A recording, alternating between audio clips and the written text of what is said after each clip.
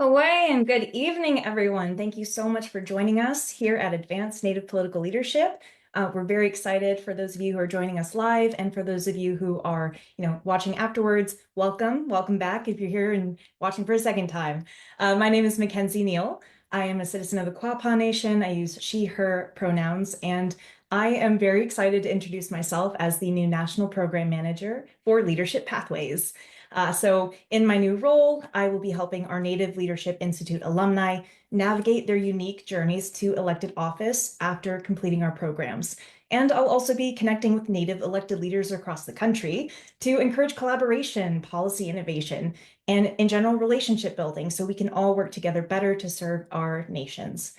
So I am so excited for the conversation tonight. It's going to be a great one, and it is extremely timely. But before I introduce our wonderful guest, I would like to share a little background about Advance. Whether you are new to our organization or you are really familiar, just give me a second. So, Advanced Native Political Leadership, if you didn't know, is the first and only national Native-led organization working to build a complete ecosystem approach to political power building in Native communities. This includes leadership, recruitment, support, civic engagement, voter mobilization, data research, and national coordination.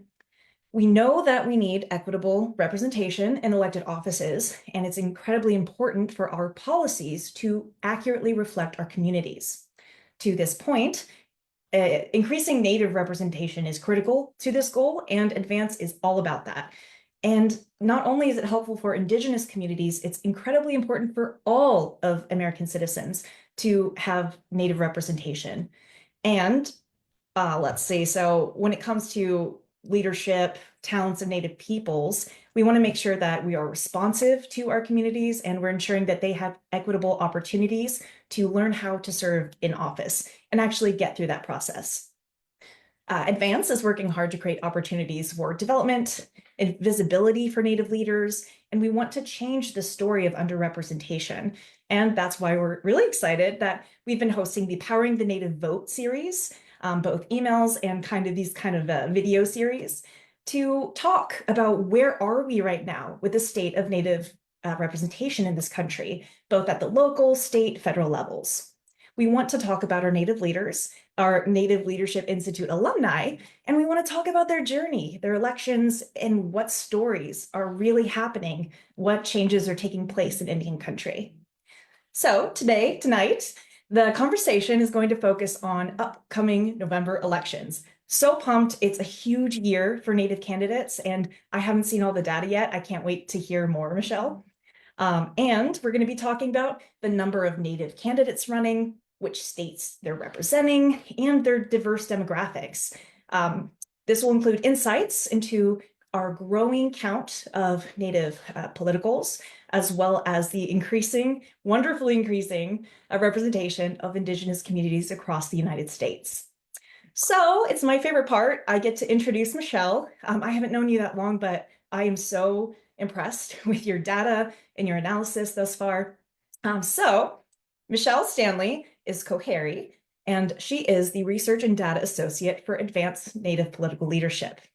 She provides research and data analysis support for several of our programs, including my own with our alumni, so thank you. And she brings a lot of prior experience.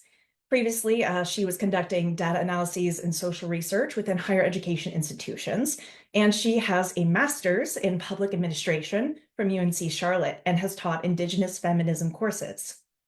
Her background as an Indigenous scholar and researcher allows her to really take advantage of her passion for translating theory and data into action narratives. And she really also is dedicated to deconstructing colonialism, utilizing decolonial theory and practices, and upholding Indigenous data sovereignty. Outside of her professional pursuits, Michelle enjoys spending time with her 4 cats and dog, reading, writing, traveling, hiking, and playing way too much Stardew Valley, which we're going to play together. I love that game. She also has a deep love for music, art, plants, and you can often find her at galleries, concerts, or in her garden. So hi, Michelle, welcome. Hi, Mackenzie. Thank you so much for the lovely introduction.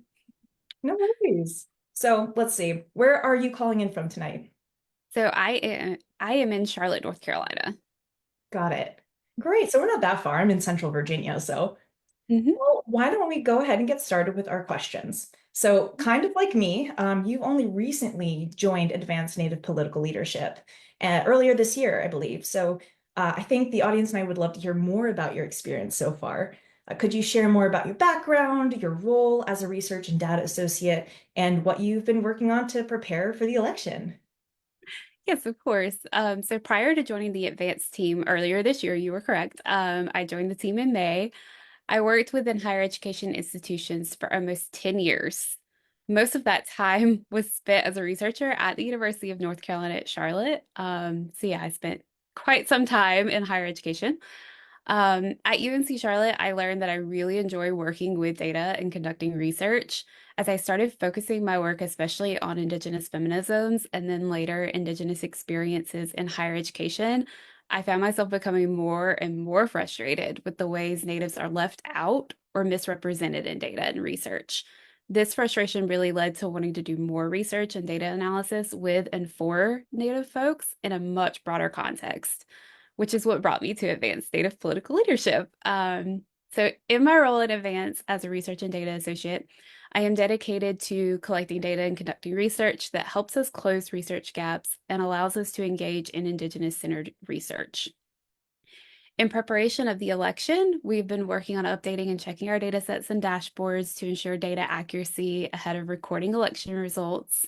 We have also been working on publishing our political education briefs, which coincide with these Facebook Lives. So there will be one for this, and our Native Power on the Ballot newsletter, which you can sign up for, and I'll talk a little bit about a little later.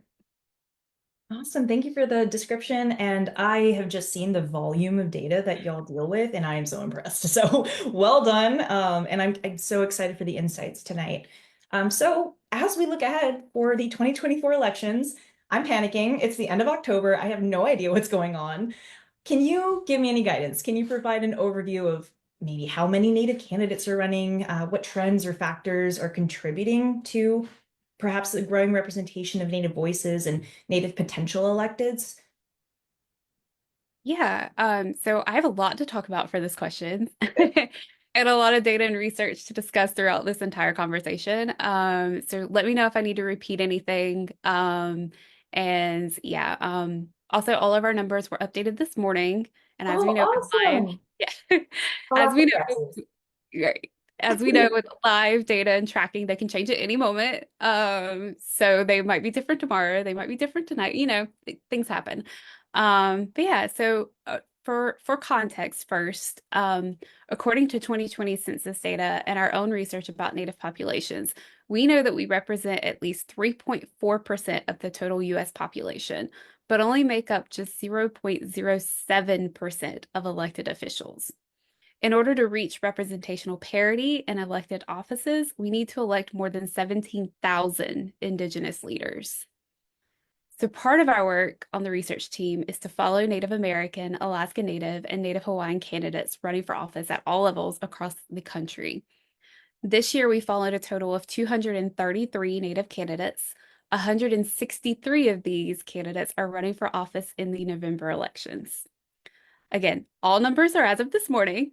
So if you check them tomorrow, they might be different, especially as we learn about more candidates. I'm hoping that maybe some of you that are tuning in are going to send us some candidates. So we might have more. But in comparison, in 2022, we tracked a total of 161 candidates for the entire year.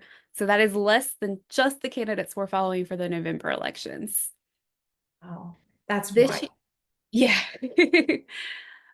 This year, there have been a total of 7 Native Leadership Institute alumni running for office. Among these candidates, there are a few Native Leadership Institute alumni on the ballot for November, including Angel Charlie, who is running for New Mexico State Senate District 30, and Songtree Pioche, who is running for New Mexico State Senate District 2. We have also endorsed a total of 53 candidates running in 16 states.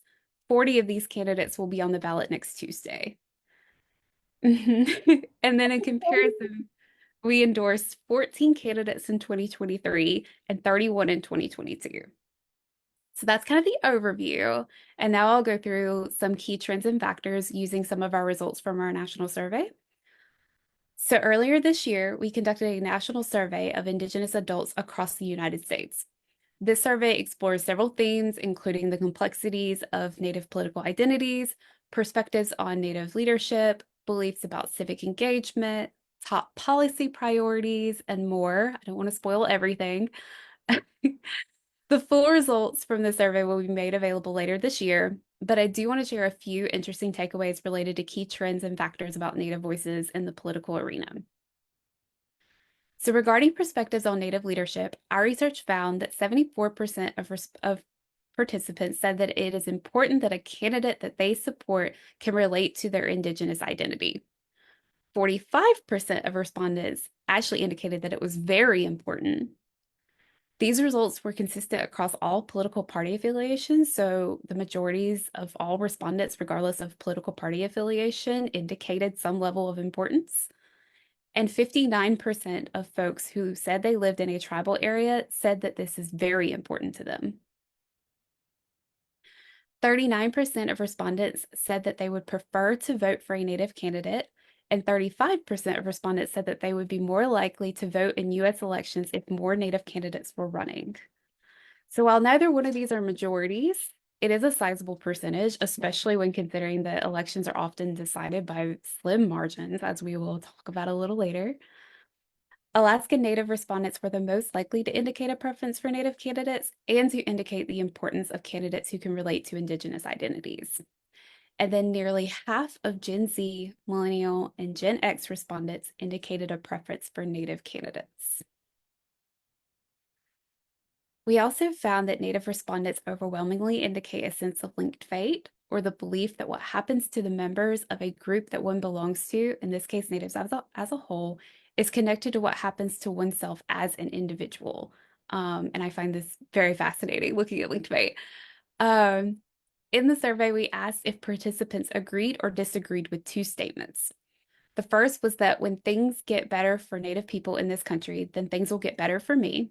And 75% of respondents agreed with this statement.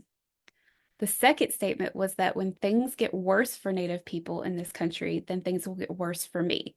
And 76% of respondents agreed. Among the respondents, Democrats and tribal residents were the most likely to strongly agree with both ways of asking the question. And majorities of Native American, Alaska Native, and Native Hawaiian all agreed with the statements. This research is so important because it's one of few times research has specifically focused on the conception of linked fate among Native Americans, and there's so much we can learn from this. We also add, oh, I'm sorry. Oh no, I've not seen a research question like that before, so I'm pretty stunned by the numbers there. That's really cool. But yeah, Mhm. Yes, a few academics, and we cite those in the full report, because I don't know them off the top of my head, but a few academics have actually studied linked fate, but the way that we're asking the questions is new, and just in general, there's not that much research about linked fate for Native people. So I'm really excited to continue to talk about that in future meetings, and dive deep. We also asked respondents to indicate the degree to which they supported various policy proposals. We found that support was strongest for policies that center Native communities. Among these policies, increasing access to mental health services with 90% overall support, and investing more in workforce development and skills training for Native people, which had 91% overall support, were at the top. These were followed closely by providing tuition-free college for Native people, which 86% of respondents overall supported, and then directing more government resources to addressing violence directed at Native people, which had 86% overall support. And then finally, providing financial compensation for Indigenous communities for the federal policies of land dispossession, boarding schools, relocation, and economic deprivation, which had 85% overall support. And finally, this is the last survey result I will share. And finally, when asked if respondents plan to vote in the November general election, 78% of respondents said that they were likely to vote, which is so encouraging. I know. I could keep talking about the survey results, but I know we have other questions to get through, and I know that, not everyone is, so excited for survey results. So I'll end it there. But again, more about our survey will come out later this year. Right. And I mean, just that little sneak peek, that was a lot of really rich data. So I appreciate you sharing that. I know picking through the results before it's necessarily like published is sort of difficult. So I really appreciate you hustling to get that in for us. Thanks. That point, kind of building on the conversation then. So how many states have Native candidates been running in for 2024? Which states are we seeing the strongest representation from? Are there any particular regions or states where they are super prominent? What are you thinking? So this year we've been following Native candidates running in 25 states. Arizona currently has the highest number of Native candidates at 45. Alaska has the second highest number of Native candidates at 29. And then Hawaii and New Mexico each have 21 Native candidates, and Oklahoma has 19 in total.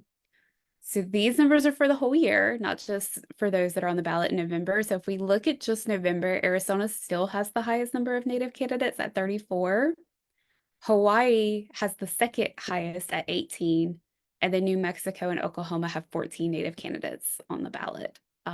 So it shifts a little bit. Still mostly the same top states. Of course, these are only the candidates we already know about. We know that there are Native candidates in all states. We do not yet have a comprehensive list of Native candidates across the United States. But this is where all of you can help build up our list.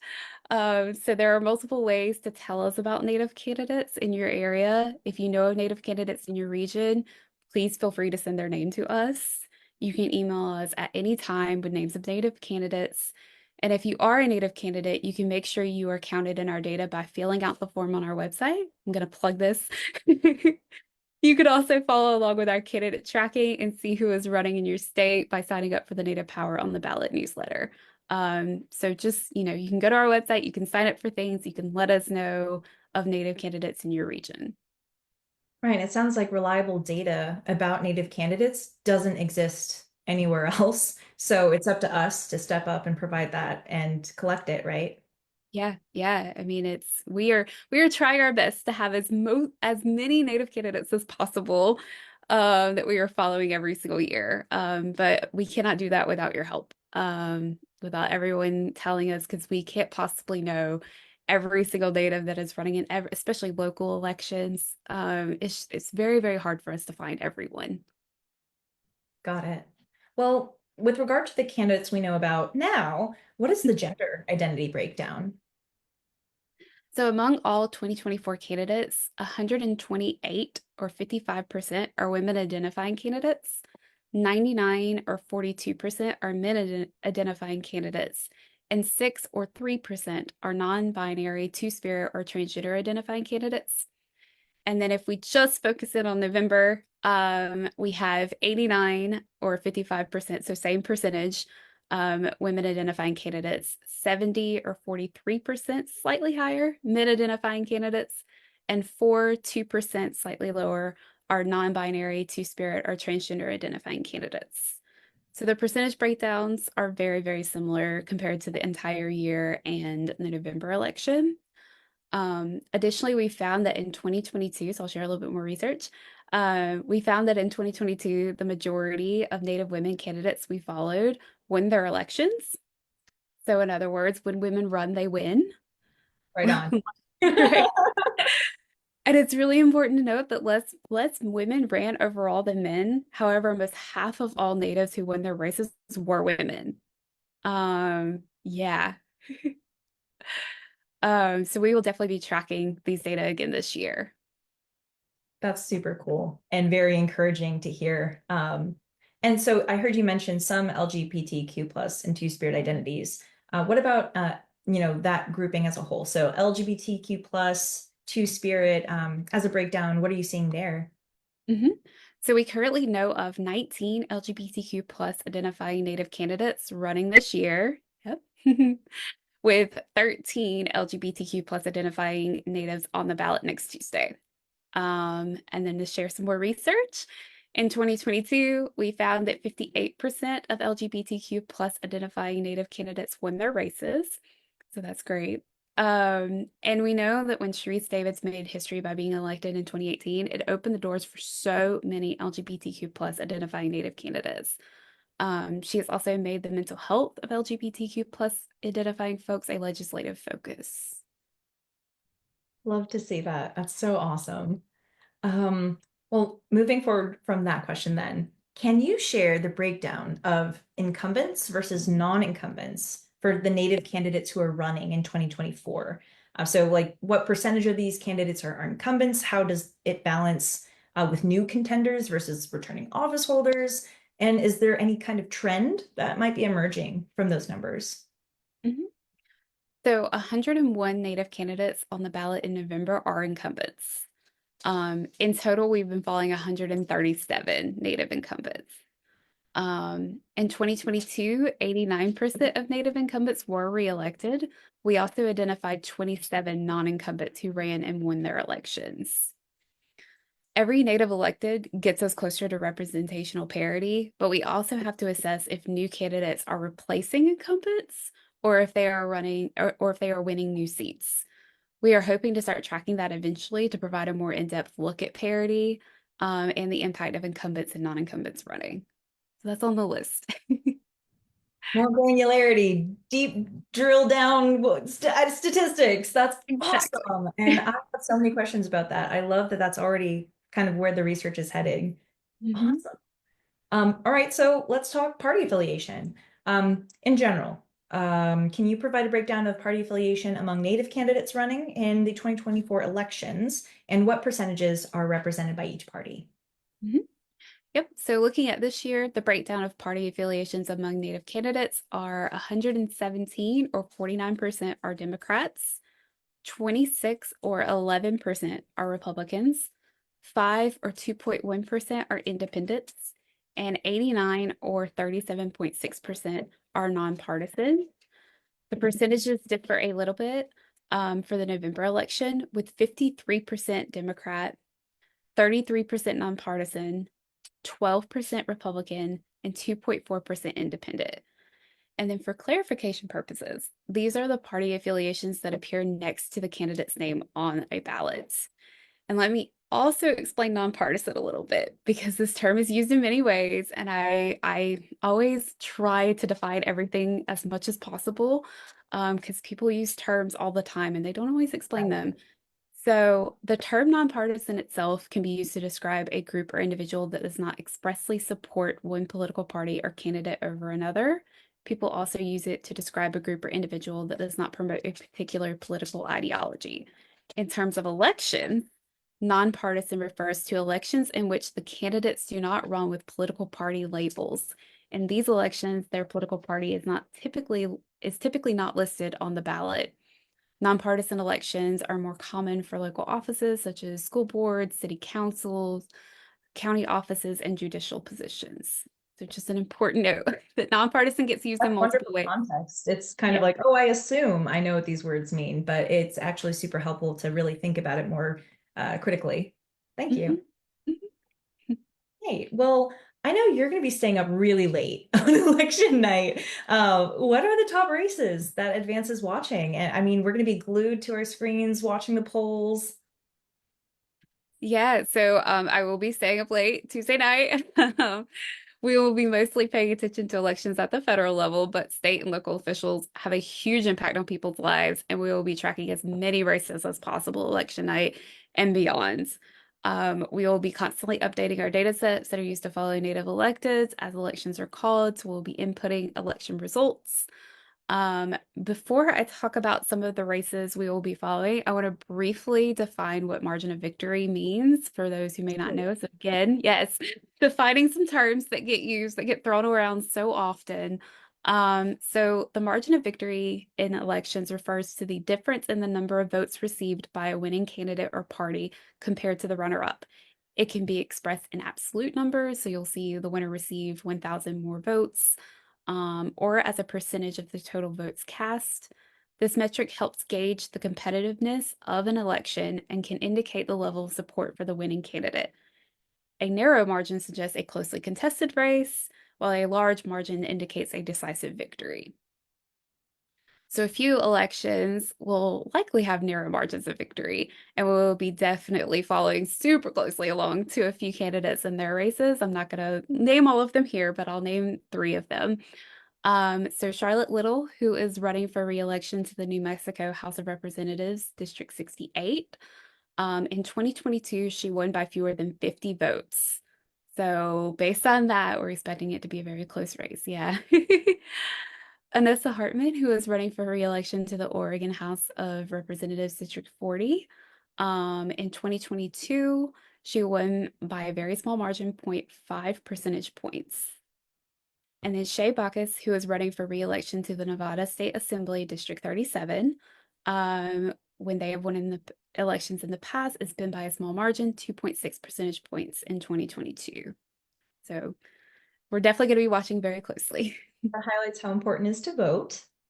Don't think it doesn't matter. Right. Right. Are those the ones that you wanted to share? Yes, that's the story. Wonderful. Man, I'm really excited to watch these and just like, hour by hour, minute by minute, it changes. It's really, really fun. Mhm. Oh, well, this is a fun question though, because this is a first for us. It's a first for Advance. There's a lot of firsts happening this year. Um, Earlier this year, Advance issued our first endorsement in a presidential race. So this is a new chapter in our history. And it comes at a very interesting and unique point in where we are today politically. So, recognizing the historic nature of this election's impact on Indian country, what states will the native vote make the most impact this cycle? What should we be looking for? Which states are the ones to watch with regard to where native votes kind of impact the most on our presidential election? And so, in general, Native voters are slated to be the decisive vote in many areas. Kind of as I highlighted earlier, there's very small margins of victory for many, many races. But specifically in presidential elections, the Native vote is especially decisive in Arizona, Michigan, Nevada, and Wisconsin. In 2020, we conducted research comparing Biden's margin of victory to the Native voting age population in each state. In several states, the Native voting age population was greater than the margin of victory. So this further highlights the potential of the Native vote. And some of these states, yeah. And some of these states include, but are not limited to Arizona, Michigan, Nevada, New Mexico, Wisconsin, and North Carolina. Based on this research and more recent research, we know that the Native vote will definitely make an impact in this cycle, especially in Montana, where the Native vote could determine the balance of power in the U.S. Senate. In Arizona, where the margin of victory is very close, Biden's margin of victory in 2020 was 1 percentage point or about 10,000 votes. So the Native vote can really determine election results. Thank you for sharing that. I've maybe heard someone say that once, but I've never actually heard the numbers. So that is really heartening to know how much power our people actually hold. Mhm. Great. Well, let's take a break for a second from the statistics and all of that. Would you like to do a lightning round so the Sure. audience and future viewers can get to know you a little bit more? Sure, of course. Awesome. Great. Well, it's almost Halloween. I'm so excited. What is your favorite Halloween candy? Oh, favorite Halloween candy. I'm gonna go with Reese's for my favorite Halloween candy. Nice. Yeah, I'm usually like a chocolate on chocolate person, but I make the exception for chocolate and peanut butter. Right on. Absolutely. All right. So next, if you had to choose, what would be your most played song of the year? So two of my favorite bands, Foxy and Touche Amore, just put out new albums that I've been listening to almost nonstop. So I'm quite sure that some of those songs are going to be on my most played this year. Both of those bands are usually my top five, so it's yeah, they're going to be up there. I would guess that my kind of wild card song, like outside of my usual top genres and bands, it's probably going to be Pink Pony Club from Chapel Roan because that song is constantly in my head and I listen to it almost every single day because the only way to get a song out of your head is to listen to it. So I'm constantly listening to it. It's constantly in rotation. So I imagine it's going to be up there. That's great. And maybe that answer will impact the next question, which is who would be in your top three MySpace friends? For those of you who are not of the MySpace generation, MySpace used to like rank the pages you visited the most, or yeah. So what would it be? Okay, so I've probably given this too much thought. But if I had my MySpace page today, realistically, I would say like my partner, my best friend, immediate family would make up the majority of my top eight. Um, but I think it's way more fun to try to speculate who would be in my top like three when I was active on MySpace.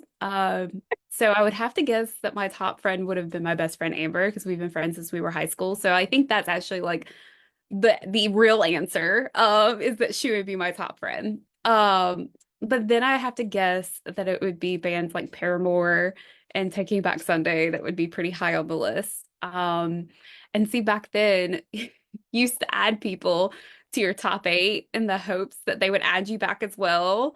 And I'm And they fairly never certain, did.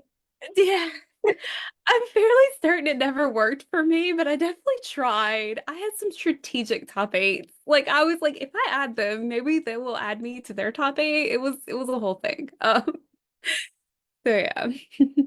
That's awesome. You already had a mind for analysis and experimentation when you were younger.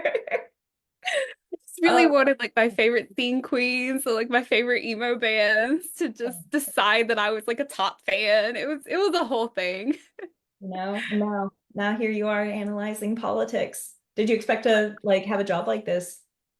No, no. I went through a lot of different like career options and kind of stumbled into data and research because I didn't know anybody who did this kind of work and found it while I was in undergrad and then continued in grad school and then my, second job at a university was in research and data. So I just kind of stumbled into it and then found out I loved it.